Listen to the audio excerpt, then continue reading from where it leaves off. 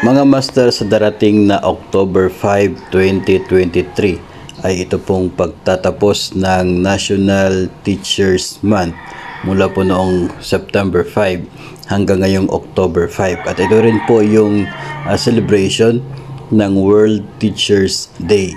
No? At kagaya nga po ng nakasanayan sa bawat World Teachers Day celebration ay mayroon pong binibigay na incentive ito pong Department of Education para po sa lahat ng kanyang mga nasasakupang mga guro as identified in the Magna Carta for Teachers. Now, every year ay namimigay po ng 1,000 pesos na World Teachers Day incentive benefit itong DepEd para po sa mga public school teachers.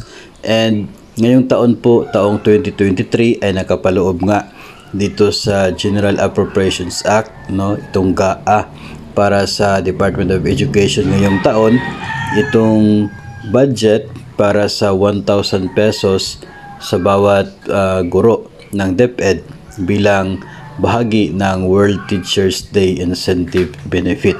Na wala pa naman pong memo tungkol sa magiging activity ng celebration na ito, pero nakapaloob naman po sa GAA ng DepEd talaga na mayroon pong 1,000 pesos for World Teachers Day Incentive Benefit, kaya aasahan po natin na ito ay maibibigay sa mga public school teachers pagdating ng October 5. No? And maybe baka po yung iba mahuhuli po, pero depende po yun sa processing ng inyo pong division office. No? Sa ngayon ay wala pa naman po tayo nakikita na NCA para po sa nasabing benepisyo or incentive na naibigay doon sa bawat division offices or regional offices, pero baka po kasi na maging bahagi ito sa usual na dina-download ng DBM every month. So abangan na lamang po natin, pero talaga pong sigurado na nasa budget ng DepEd ngayong taon itong 1,000 pesos na intended for the World Teachers Day Incentive Benefit. So yung mga non-teaching personnel ng DepEd na hindi naman po guro as per definition ng Magna Carta for Women, Magna Carta for Teachers, wala po, no, hindi po bahagi dito sa 1,000 pesos na incentive benefit na ito.